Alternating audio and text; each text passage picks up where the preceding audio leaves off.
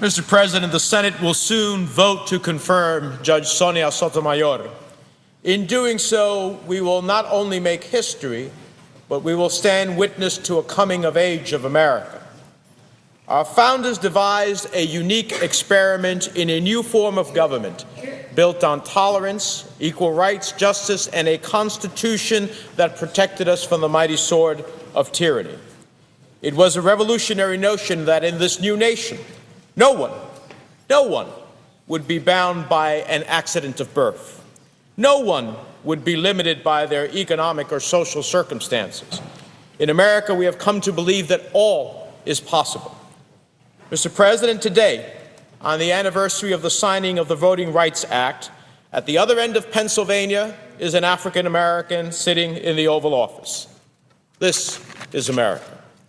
Across the street, in that magnificent symbol of equal justice under law, a woman, a Latina, will take a seat on the United States Supreme Court. This is America.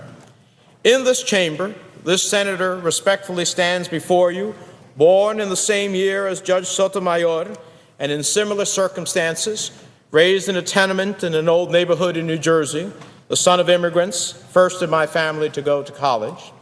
I never dreamed I would stand on this floor, on this day, to rise in support of an eminently qualified Hispanic woman who grew up in a housing project in the Bronx as I was growing up in that old tenement in Union City.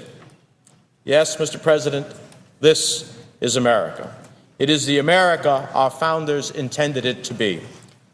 I said on this floor earlier in this debate that when Judge Sotomayor takes her seat on the United States Supreme Court, we will only need to look at the portrait of the justices of the new Supreme Court to see how far we have come as a nation, to understand who we really are as a people. It is true that we are often divided by deeply held individual beliefs that too often prevent us from reaching compromise on the complex issues and challenges facing this nation.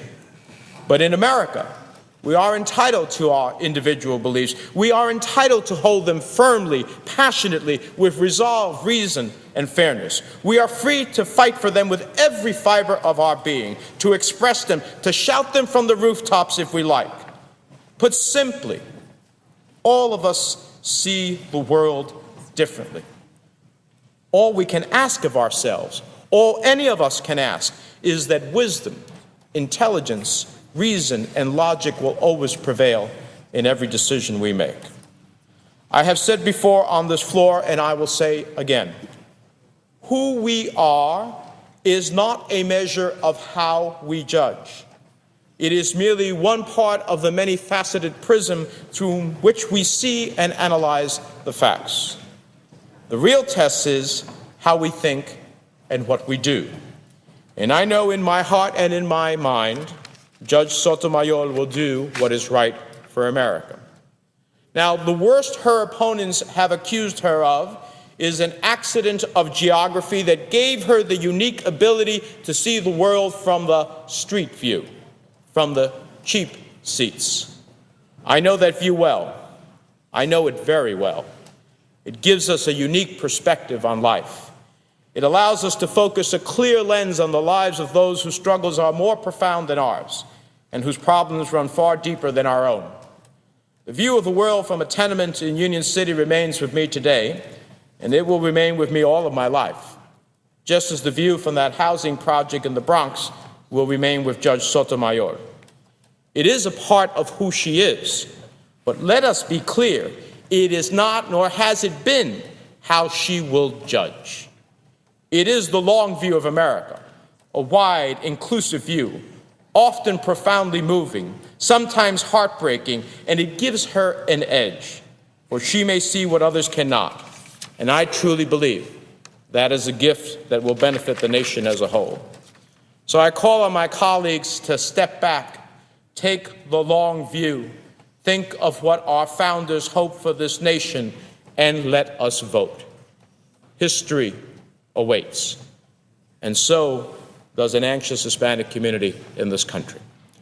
I have made my decision, and I will proudly stand in the well of this chamber to cast my vote to confirm Judge Sotomayor as the next Justice of the United States Supreme Court. When she places her hand on the Bible and takes the oath of office, the new portrait of the Justices of the Supreme Court will clearly reflect who we are as a nation, what we stand for as a fair, just, and hopeful people. Let that be the legacy of our generation, for this is America, the America our founders intended it to be. Mr. President, the Judiciary Committee has received letters of support for Judge Sotomayor's nomination from local, national, and international law enforcement, the chiefs of police of major cities, among others. I ask that those letters, as well as letters from national, Latino, and Hispanic rights organizations such as MANA, Aspira, and others, be included in the record. Without objection, so ordered. Thank you, Mr. President. With that, I yield the floor.